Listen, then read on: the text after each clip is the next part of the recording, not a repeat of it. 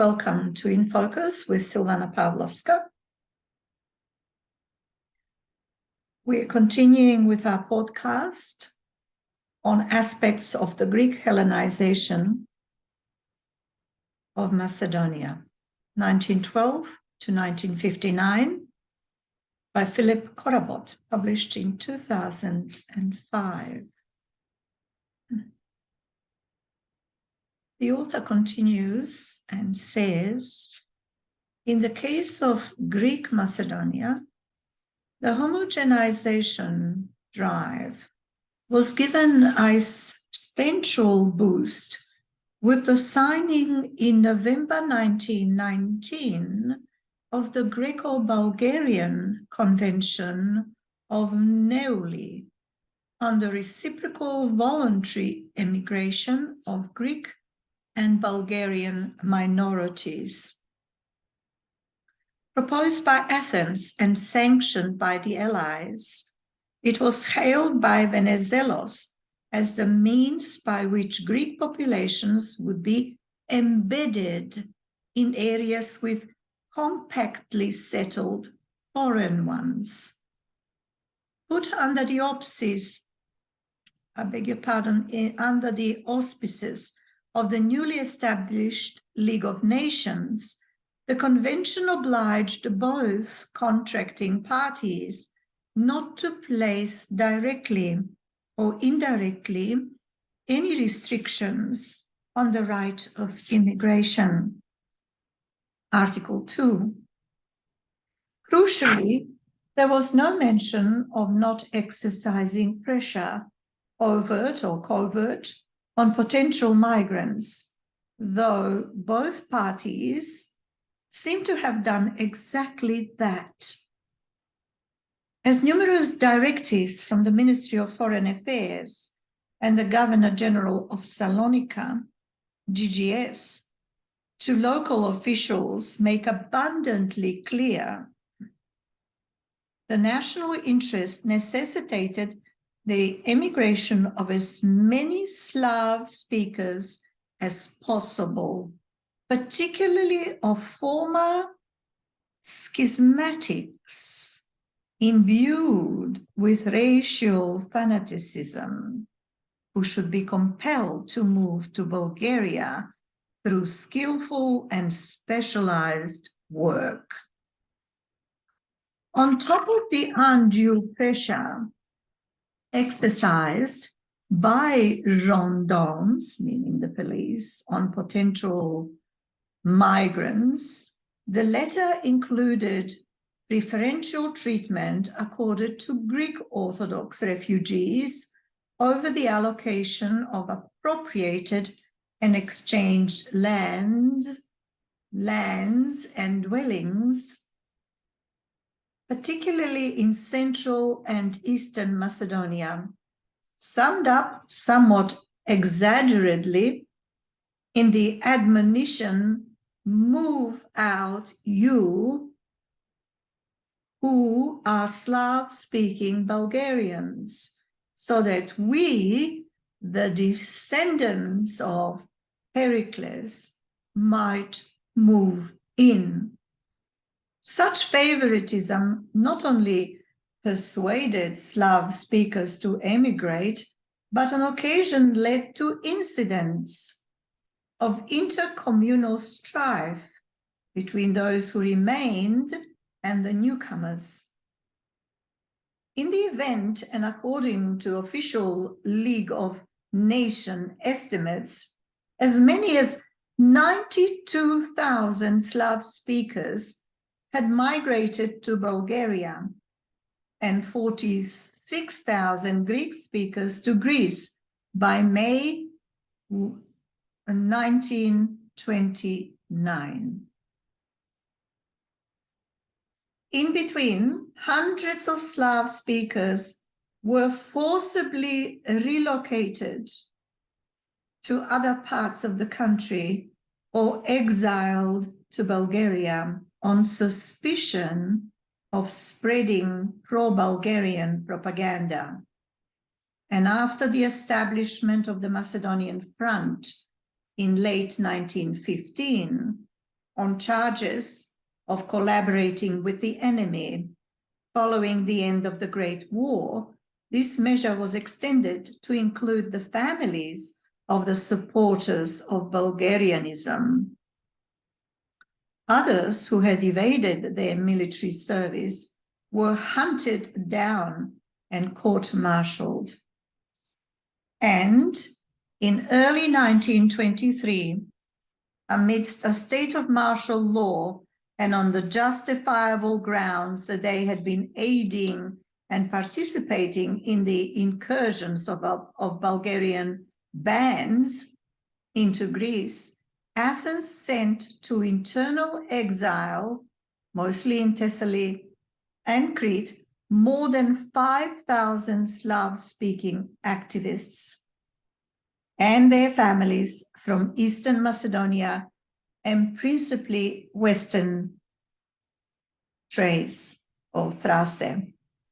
Following international pressure and the threat of reprisals against the dwindling Greek minority in Bulgaria, the exiles were allowed to return in the summer of that year, only to find that their dwellings and lands had been given to incoming Greeks, Greek Orthodox refugees. And although civilian authorities provided them with immediate relief, its scale was too limited to halt the exodus to Bulgaria.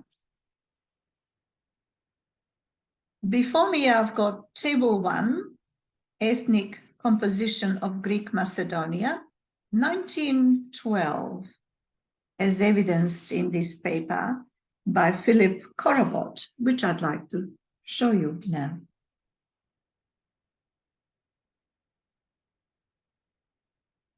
I shall read you what is inside this Table 1, Ethnic Composition of Greek Macedonia, 1912.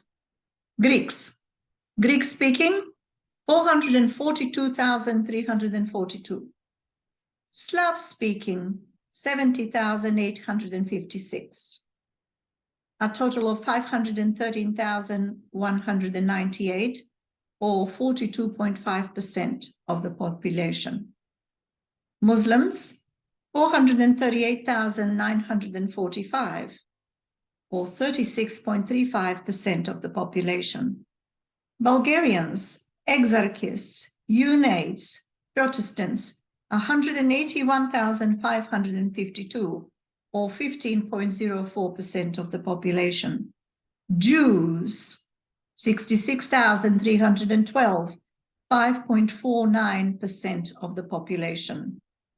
Others, there's a column for others, 7,424,000, which is 0.62% of the population. According to Table 1, Ethnic Composition of Greek Macedonia, 1912, there were a total of 1,207,431 persons in so-called Greek Macedonia. The source for this is Kostopoulos, 2002, page 105. We turn over the page and we have another table. In fact, there are two other tables, Table 2 and Table 3, which I'd like to show you now.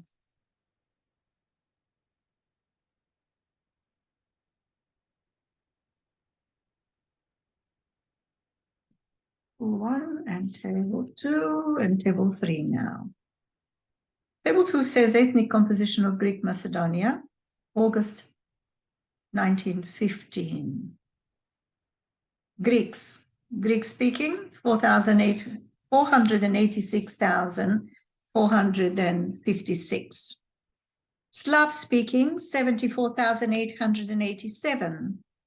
Refugees, 161,272. A total number of Greeks, 722,615, or 56.21% of the population. Muslims, 353,300, or 27.48% of the population. Former schismatics and current Orthodox, 133,942, or 10.42% of the population. Bulgarians, 1,912, or 0.15%. Jews, 66,430, or 5.17%. And others, 7,424, or 0.57% of the population. 0.57% of the population.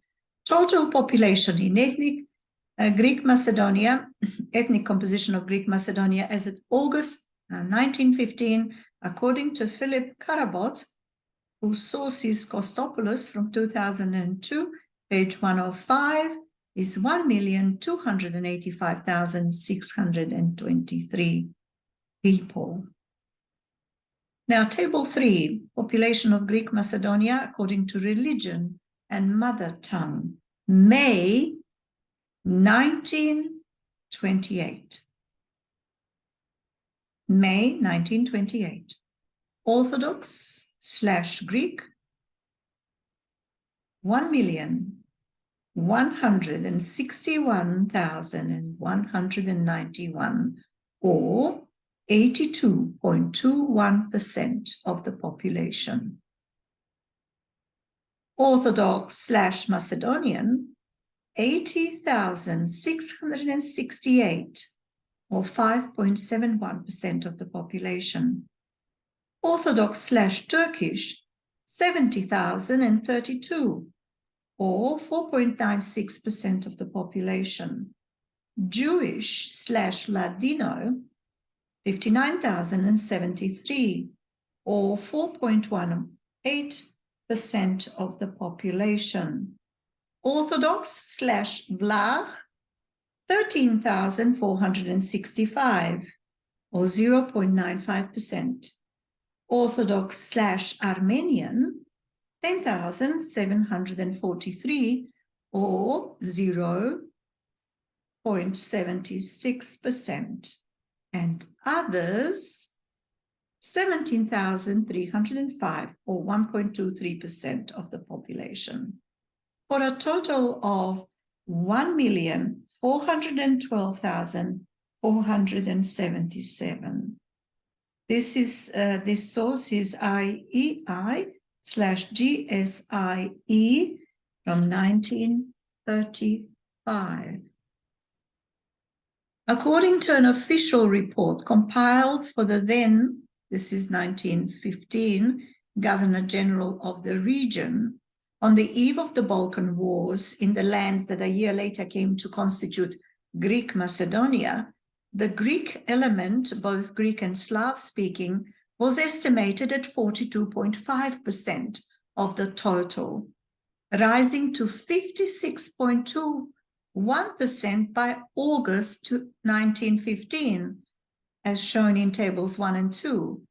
13 years later, in the official census of 1928, which did not distinguish between ethnic and non-ethnic Greek citizens, the religious and linguistic other was recorded as comprising less than 18% of the total, table 3.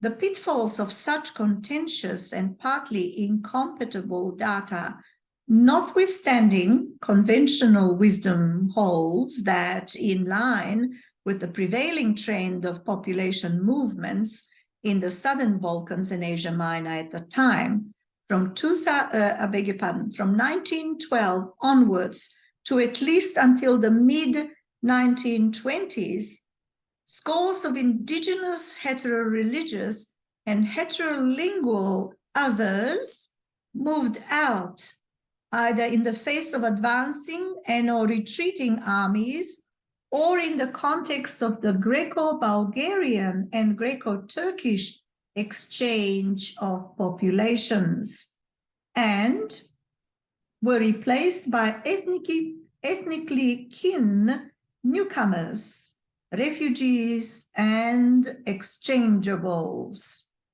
In line with Venizelos' unequivocal October 1922 view of the refugees as a means by which Macedonia and Western Thrace would become Greek lands, not only from a political but also from an ethnological point of view. On 10th of August 1923, the GGS informed his superiors in Athens that hundreds of thousands of new Greek citizens should be embedded by the Directorate General of Settlement with our national program of the Hellenization of Macedonia in mind. Thus, in less than a generation, the ethnic composition of the region was dramatically altered in favor of the Greek element. We have another table.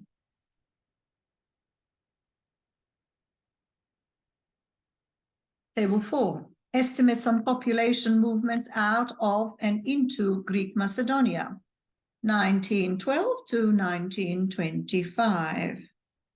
This is drawn from official Greek and League of Nations sources, says the author Philip Karabon in his paper Aspects of Hellenization of Greek Macedonia, 1912 to 1959.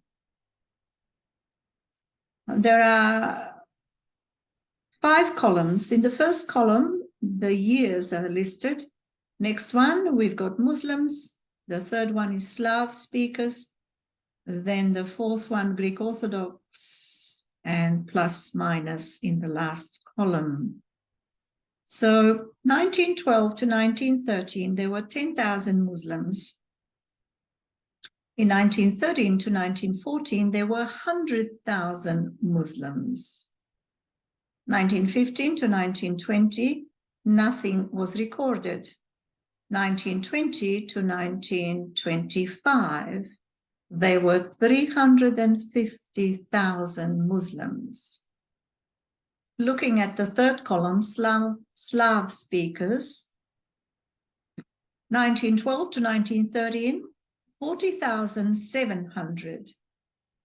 Nothing is recorded for 1913 to 14 and 1915 to 1920. In 1920 to 1925, 53,061 speakers. In the fourth column, Greek Orthodox, 1912 to 13, there were 15,000. 1913 to 1914, 117,090 speakers. 1915 to 1920, 150,000 speakers.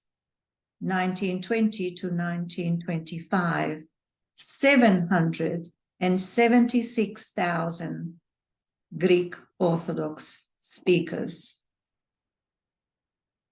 For a total of 1,058,090 speakers.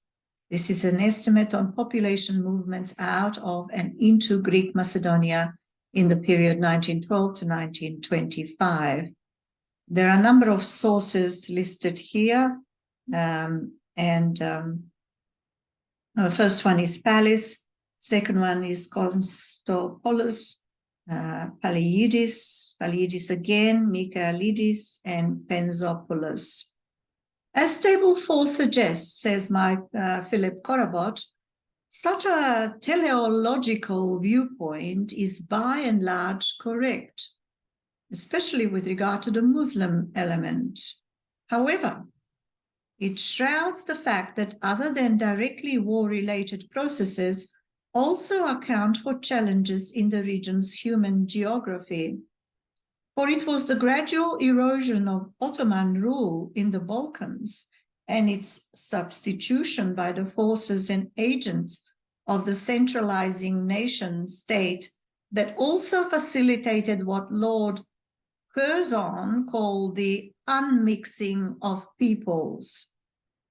The advent of modernity in Greek Macedonia was bound to bring about significant changes in the politics, socioeconomic fabric and cultural milieu of all communities, co- and hetero-religious, co- and heterolingual alike. These ranged from the novelty of participating in an electoral process molded in the fashion of old Greece, and from 1915 onwards to that of the national schism of Greater Greece, to military conscription for men, from the wearing away of communal administration to the vagaries of unelected appointees and law enforcement officers, and the unscrupulousness of school teachers, from the loss of the Macedonian hinterland as an outlet for economic activities through the drawing of national borders to a centrally imposed system of taxation, from the closing down of all exarchist schools to a uniform educational system, and the further decimation of the Greek language as the mother of wisdom, to name but a few. And however slow and or imperfect the forces of modernity may have been, the changes they sought to effect were grounded on the hegemony of the nation and its implied legitimization. That is along the lines of a Greek national consciousness, which, contrary to the 1907 attestations of Kazazis, could be taught and could be imposed by coercion in the post-1912 period. This is not to suggest, however, that the enterprise was not without its problems, as the following extensive passage from a late 1922 report, one of the many of its kind, of the prefect of Florina, where the bulk of Slav speakers resided, attests. It cannot be said that the situation with regard to national convictions is pleasing. The population of the prefecture, by and large foreign-speaking and of another nation, of course, is not delighted with any kind of improvement in our nation. It is necessary for all officials, but particularly administrators, policemen, and above all educators, to work systematically so that in due course the inhabitants' national consciousness can be changed. Here, one cannot speak of distinctions along party lines, but along national consciousness. Staff in schools should be the best available and imbued with national consciousness. Boarding schools and kindergartens should be established, as well as night schools, in which adults, male and female, learn the Greek language. In other words, homogenization, in this case through the instilling of Greek national consciousness on foreign speakers, allegedly bereft of Greek national convictions, would be principally effected through their linguistic Hellenization, which in due course would lead to their being imbued with the national character of the Greeks. As Paparigopoulos would have it, the point, of course, was not simply to make them learn how to speak and to write in Greek, but principally to teach them to feel and to think Greek. As the leading demotist Manolis Triantafylidis put it in 1916, linguistic assimilation means that I teach and spread among foreign speakers my language. I make them use the language I speak, not as though it is alien, for example, as we learn French or German, but in a manner that will slowly assist them in making it their own, as though it is their maternal tongue, so that they use it on every occasion of their life, in good and bad times, for their thoughts and feelings at home, at work, and in their social life, said Manolis Triantafylidis in 1916 in relation to linguistic assimilation of the Macedonian people. Not surprisingly, the enterprise was to focus on the molding of future adults, as it was exaggerately put in early 1921 by the inspector of primary education in the province of Kastoria, also one with sizable communities of Slav speakers. In most Bulgarian-speaking villages, men over the age of 20 and almost all women have Bulgarian convictions, and as such look at our Greek greatness with hatred, secretly undermining it to the best of their abilities. Whatever we do regarding these down-to-the-marrow Bulgarians will go amiss. I do not believe the same holds true in the case of those less than 15-year-olds. I trust that we can make them Greeks with good elementary education and scouting organizations. That much was also evidenced in the admittedly far more refined view of a leading ideologue of the Metaxas regime and son-in-law of Archigos 27 years later.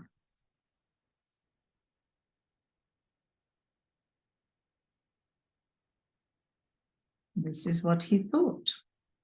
The Greek psyche is not an acquired virtue. One cannot be in spirit Greek.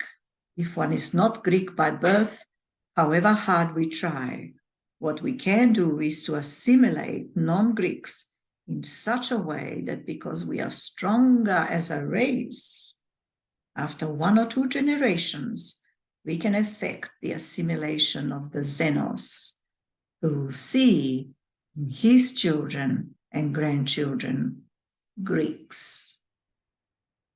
And here we are going to end part 2 of our 5-part podcast that covers Philip Korobot's paper, Aspects of Hellenization of Greek Macedonia, 1912 to 1959.